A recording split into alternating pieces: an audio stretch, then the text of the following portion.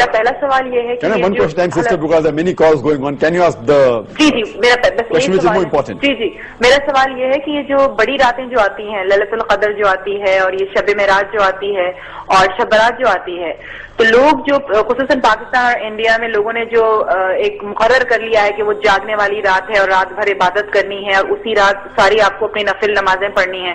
تو میں ہمیشہ اس بات پہ کافی مجھے اس بات پہ کنفیوژن ہوتی ہے کہ عبادت تو انسان کو 365 ڈیز کرنی چاہیے.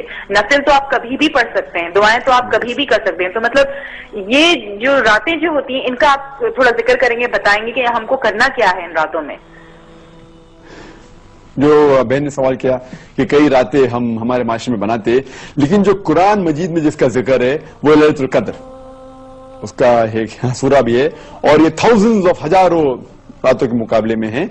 صرف ایک ہی رات کا ذکر ہے، اور میں آپ کی بات سے متفق رکھتا ہوں کہ آپ بالکل صحیح فرماتی ہے کہ عبادت تو ہر روز کرنا چاہیے، سال کے ہر دن میں کرنا چاہیے، 365 ڈیز. لیکن خصوصاً کیونکہ یہ جو قرآن میں ذکر ہے کہ اس رات میں قرآن نازل ہوا تھا، تو یہ ہمارے لیے ایک اہم رات ہے اور ہزاروں رات کے مقابلے میں ہے الحمدللہ. اور ہمارے رسول، ہمارے پیغمبر محمد صلی اللہ علیہ وسلم فرماتے کہ یہ آخری عشرے میں آتی ہے. اور میں سمجھتا ہوں کہ خصوصاً اللہ سبحانہ وتعالیٰ نے یہ کون سی رات ہے اس کا ذکر نہیں کیا تو کہ ہمیں اور موقع ملتا ہے عبادت کرنے کا.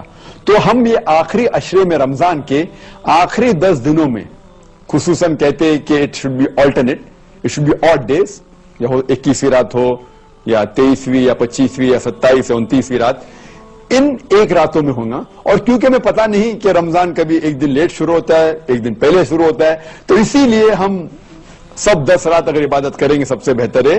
یا خصوصاً جو آلٹرنیٹ نائٹس ہے، 21ویں، 23، 25ویں، 27، 29، تو ہمیں موقع ملتا ہے اور عبادت کرنے کا. لیکن اس وقت آپ جو عبادت کریں گے آپ کا جو ثواب ہے وہ کئی زیادہ ہوگا. تو اسی لیے اللہ کے رسول نے کہا کہ ہمیں ڈھونڈنا چاہیے کہ یہ رات جو ہے آخری عشرے میں ہمیں ڈھونڈنا چاہیے تو کہ عبادت کرنے کا موقع ہے. اور عام طور پہ عبادت کرنے کا ثواب تو ملے گا ہی، لیکن خصوصاً رمضان میں ثواب اور ملے گا، کیونکہ جیسے ہم جانتے ہیں کہ وہ شیطان، اللہ سبحانہ وتعالیٰ شیطان کو قید کرے اور رکھتا ہے، تو ہمیں اور ثواب ملے گا. اور خصوصاً رمضان کے اندر آخری عشرے میں اور ثواب ملے گا.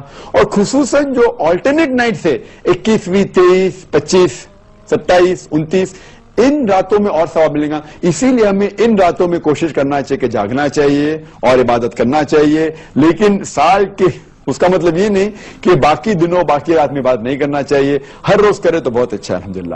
لیکن کئی راتیں جو باقی ہمارے معاشرے میں بنائی جاتی ہے اس کی دلیل کوئی صحیح حدیث میں نہیں ہے. جو دلیل صرف ہمیں ملتی ہے وہ ہے خصوصاً لیلۃ القدر کے بارے میں. Hope that answers the question.